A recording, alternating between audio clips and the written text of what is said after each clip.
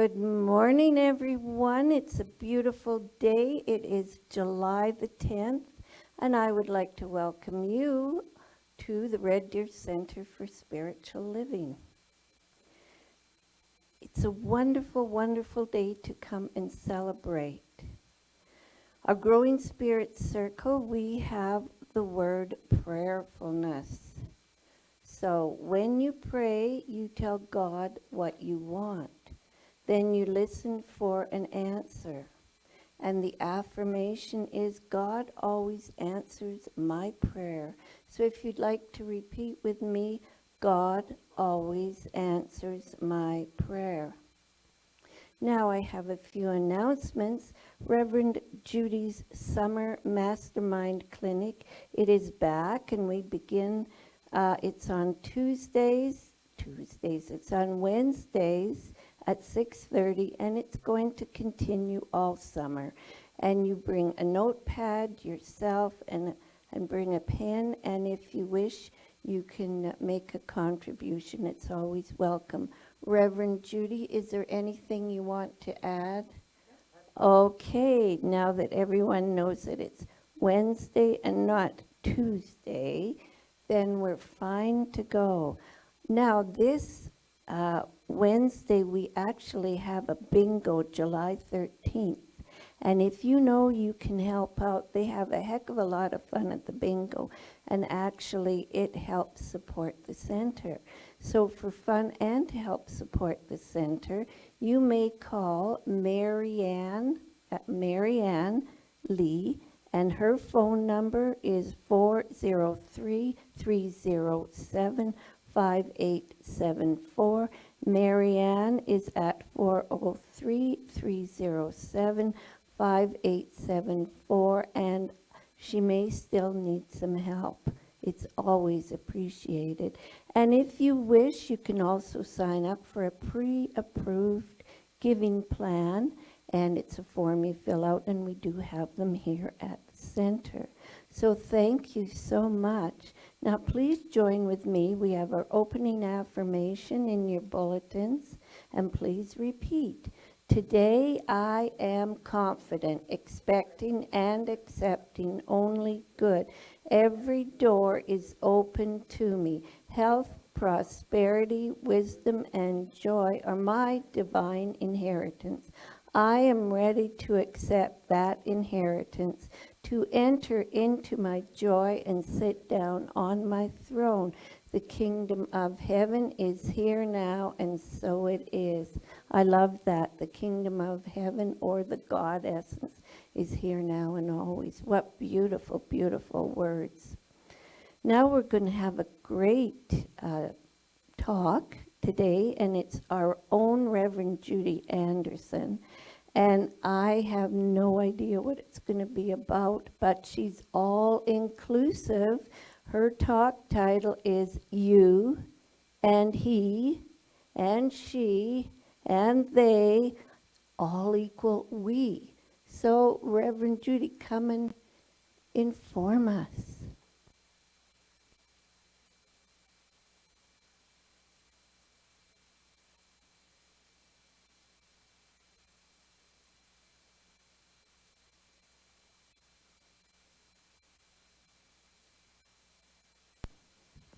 That should do it. Put that a little further away. And let's begin with a spiritual mind treatment. Be still and know. Such powerful words. And I choose to share what I know. I know that there is a power for good in the universe, greater than we are, and we can use it. So I think on those words and what they mean and what they promise. It says to me all is given. It is mine to accept. With loving thanks, I release these words, knowing it truly is so, and so it is.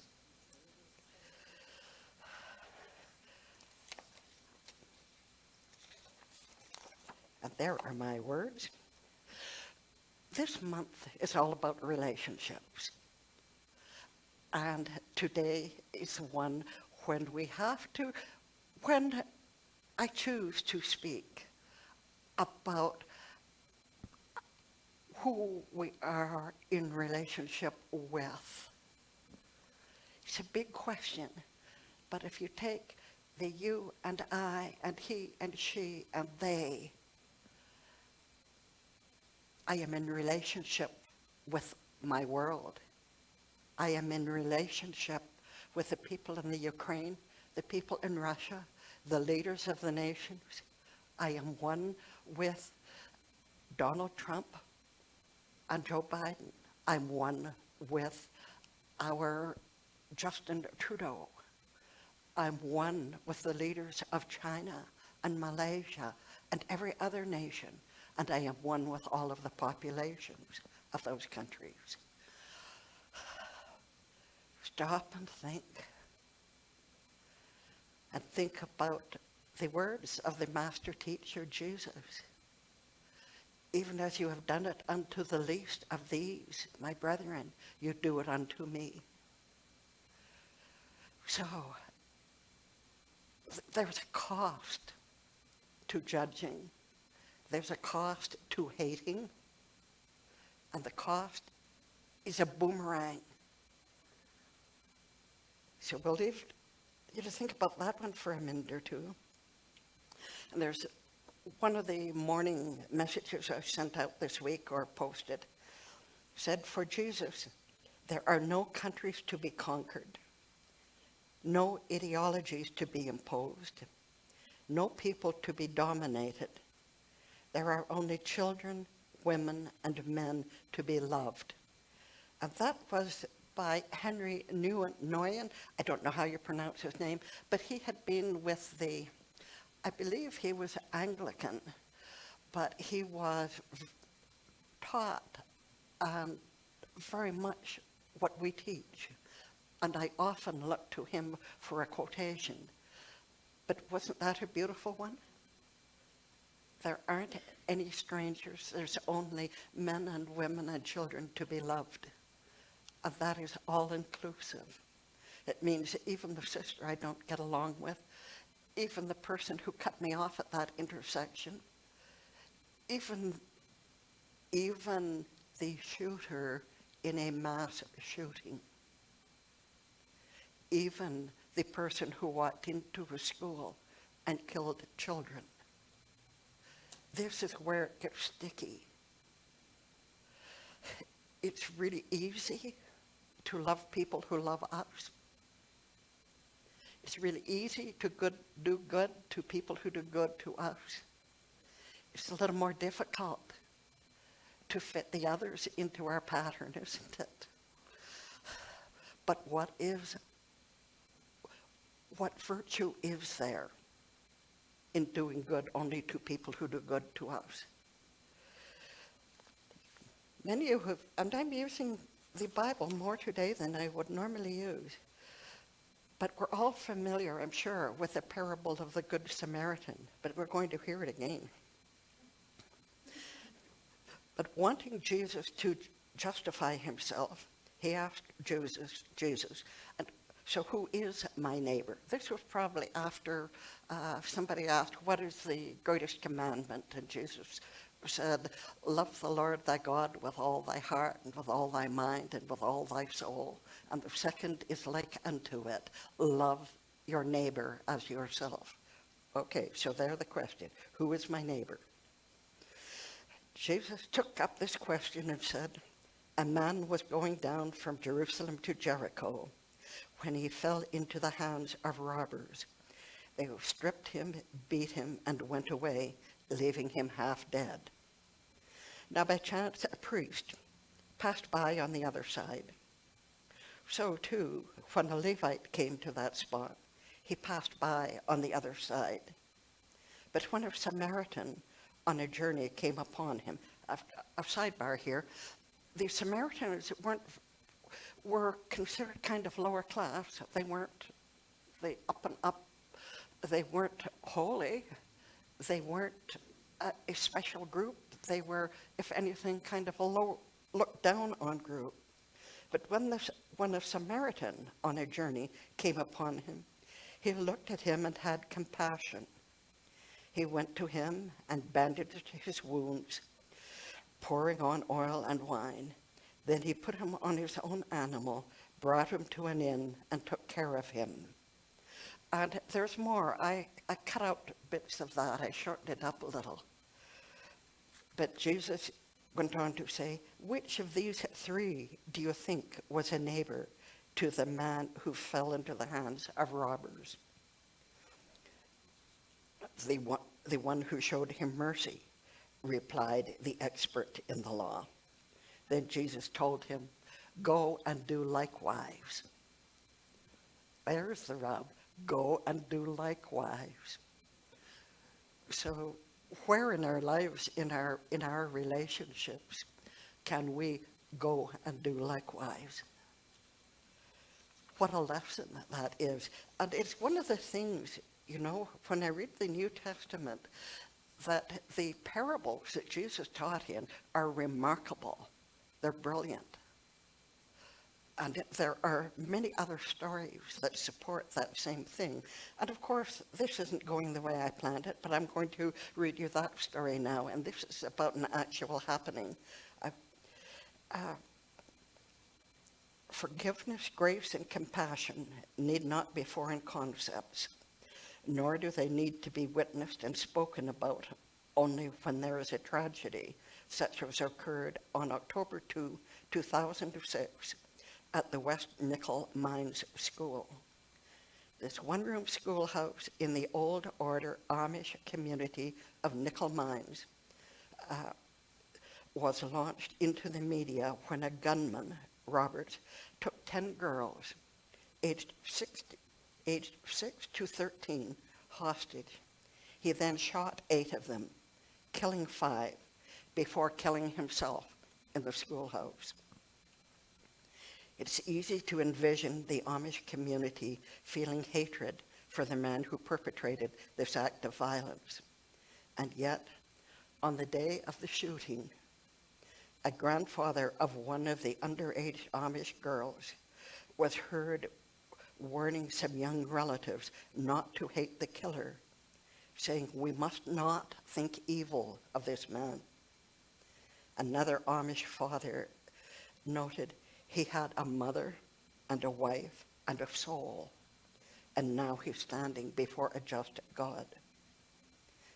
Jack Meyer, a member of the Brethren community living near the Amish in Lancaster County, explained, I don't think there's anybody here that wants to do anything but forgive and not only reach out to those who have suffered a loss in that way, but to reach out to the family of the man who committed these acts.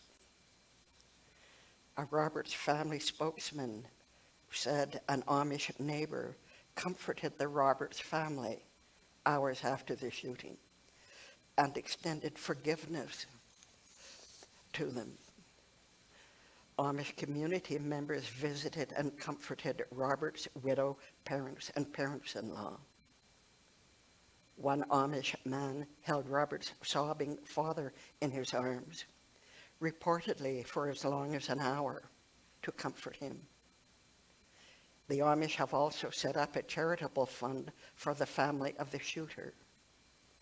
About 30 members of the Amish community attended Robert's funeral, and Marie Roberts, the widow of the killer, was one of the few outsiders invited to the funeral of one of the victims.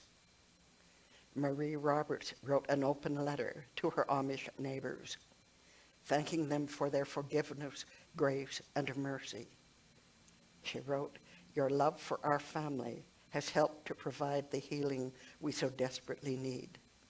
Gifts you've given have touched our hearts in a way no words can describe.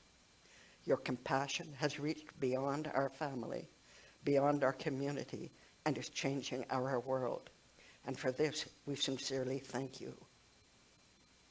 The moment we really understand that everyone is an individualized expression of God, it calls us into a deeper understanding and a deeper practice of how we relate to every expression of the one. That cover it? Isn't that? Yes, it is a beautiful story. This is, yes. I'm having even trouble reading my notes because I get tears in my eyes and sort of like wearing foggy glasses. But it's such a terrible story and such a beautiful story at one and the same time. The beauty of the acts of forgiveness, the grief that all of the families involved suffered and probably are still suffering, including the family of the shooter. And we so often forget that the one who does the act of brutality, the act of shooting, is carrying out something presumably from some deep wound or hurt in themselves that has never been addressed.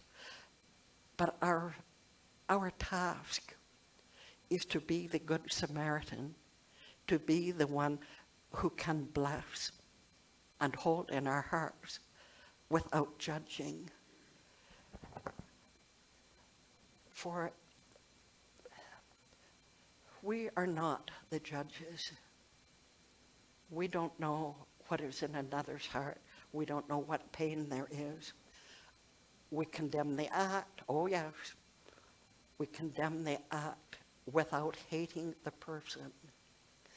And when we can bring ourselves to a place where we can truly embrace and love someone who has hurt us, or who has hurt a member of our family, or hurt someone in our faith community, or hurt someone somewhere, or someone who is hurting many people.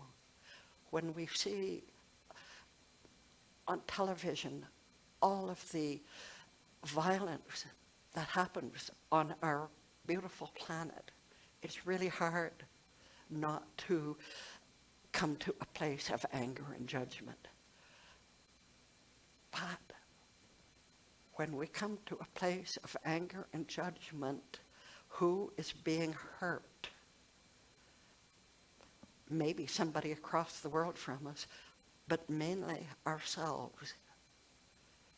Because we are one of God, expressing God, and so is that person that we would wish to harm. And if we're wishing to harm one we are truly at one with, the I, the you, and the I, and the he, and the she, and the they are all one, then anything I do to harm, even in my thoughts, to harm or judge another, comes back in my face in some way. So it's time to really think about our relationships from the basis of being in relationship with you is being in relationship with myself. Being in relationship with you is being in relationship with myself. And all of those relationships around the world are being in relationship to what we choose to call God. The presence, the one, the wholeness, the all that is. So, when we look, most of us, when we think about relationships, we're thinking about our relationship with our parents, with our children, with sisters and brothers, with our family, with close friends, with our faith community. And all of those relationships might have some rocky places, but basically they're love relationships of a type. But it's time we stretch a little further. And love does not have a limit on it. We don't have a limit on how many people we can love and hold in our heart. And when we look around the world, I'm thinking of the family and the perpetrator of the event in Japan. What's going on in Russia, what's going on in the Ukraine, what's going on in the country that just decided to go swimming in their prime minister's pool and kind of force their leaderships into resigning. There's so much around the world that we can make a difference to by keeping clear of judgment. And when we see those people on our TV screen, of knowing I am one with you. What is happening to you in some way is happening to me. I choose to pour the oil and wine on the wound to help it to heal. I choose to share what I have to share, to lift up the world one soul at a time, or to help in that endeavor, one soul at a time, reaching out in thought and in love. In all of our relationships, even the minimal ones, people I used to work with, people that I used to think weren't nice to me, teenagers in high school that I thought left me out of things. Poor me. I can go back and I can say, those people were showing me something, mirroring something, because who was leaving me out of things? Me. But it's everything that has happened in our world. The man who raped me when I was 21, I can reach out and say, mentally, in my mind, in my heart, and say, I forgive you. You were acting out of something within you that demanded this of you in some way, and I forgive you. I don't forgive the act. The act was an act of aggression. But in you, I love what there is of peace and calm that can be resurrected in you to make you whole. Bless you. This is what I need to get to next.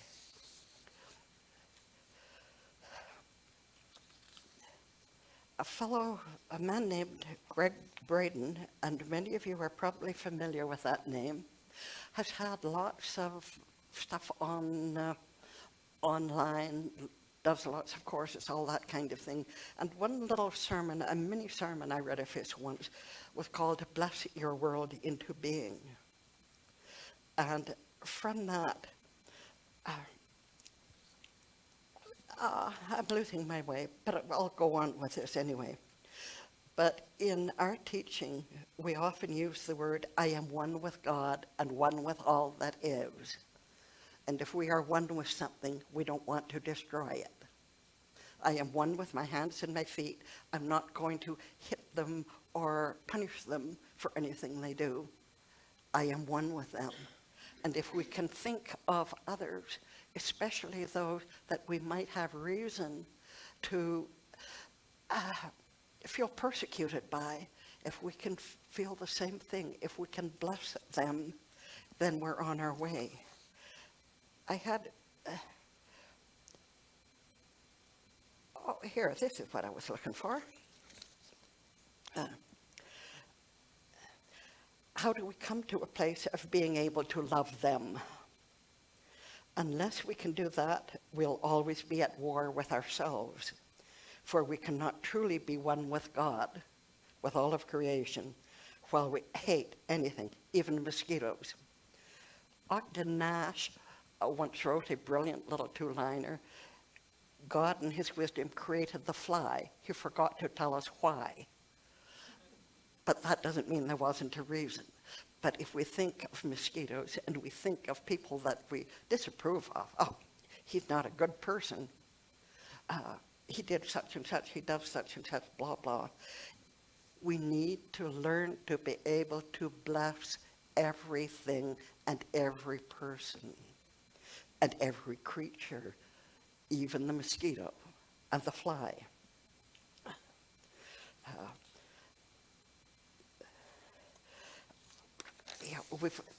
we really need to get to a place where we're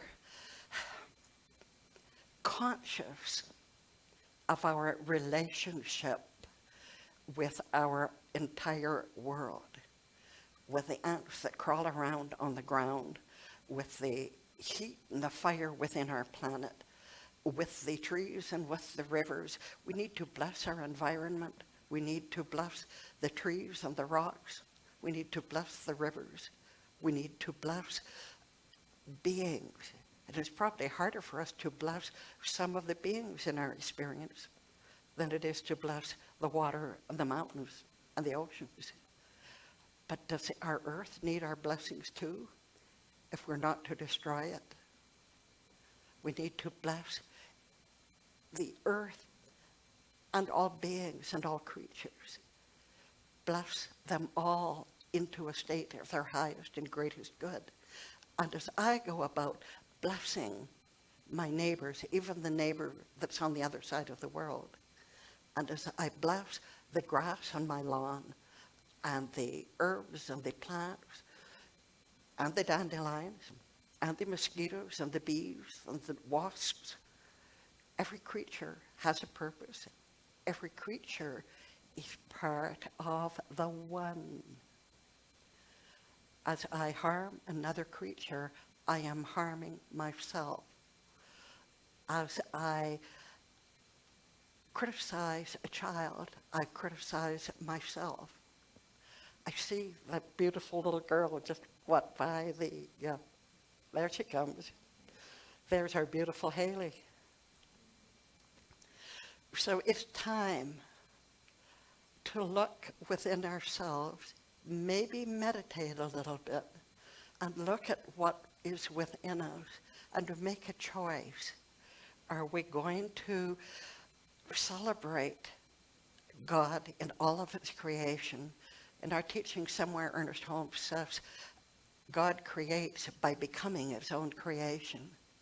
So if God became the mosquito and the fly and the wasp and the poisonous snake and the bear and the gorilla and everything else, even our cars, the grass, if God created by becoming all of that, who are we to criticize?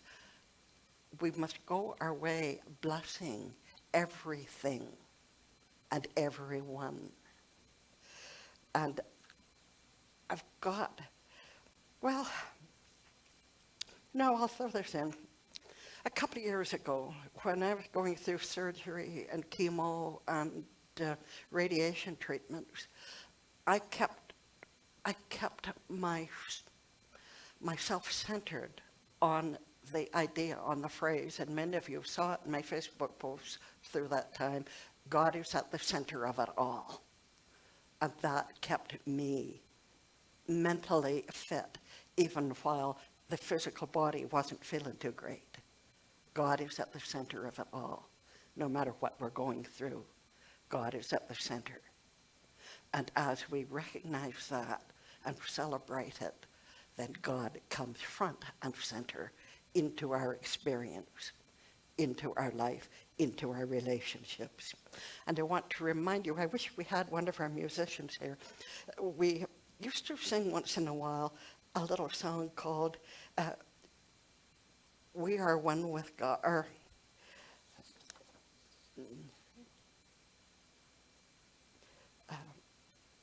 oh yes, we are one, we are truly one. We are one, we are truly one, we're one with God and all that's in the universe. We are truly one. And there's other verses to that. But if we can take that home as a message, that we are truly one with God and all that's in the universe, we are truly one. And so it is.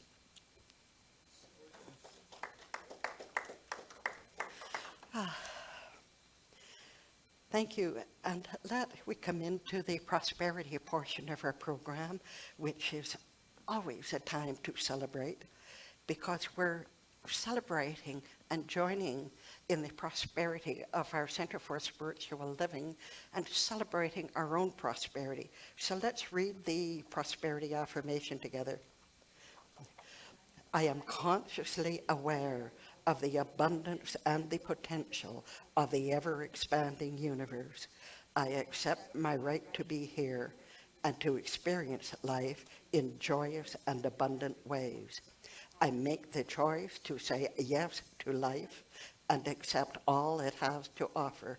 I give freely and receive with gratitude, and so it is.